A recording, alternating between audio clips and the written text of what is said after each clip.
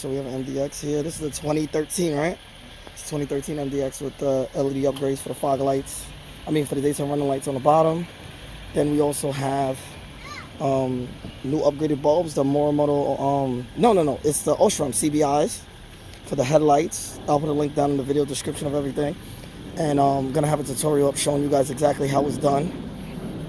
These are the last fit bulbs. I'm going to show you guys, put a link in the description at the bottom of the video for these. He also has them, he has switchback bulbs here that are white when he's driving and it's orange when he turns. Gonna put a link for that too also in the description. The bulbs, the headlight bulbs, the turn signal here, I'm gonna show you guys how to change that also. And then the high beams also has the last fit LEDs in the high beams also.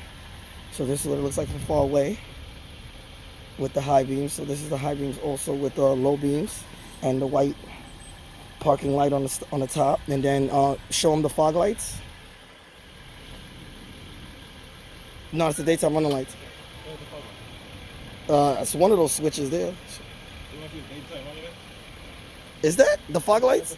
Okay, yeah. So these are the fog lights here. The LED fog lights with the last fit bulbs in it also. They're all last fit. The daytime running lights and the fog lights. So right now he's going to switch back to the daytime running lights. And then that's what the daytime running lights look like. They're all matched, same color. Okay, so now you can turn on the headlights and put on the turn signals. Well, just turn on the headlights. And then, yeah, so this is what it looks like with the headlights on and the LED fogs. And then the turn signals.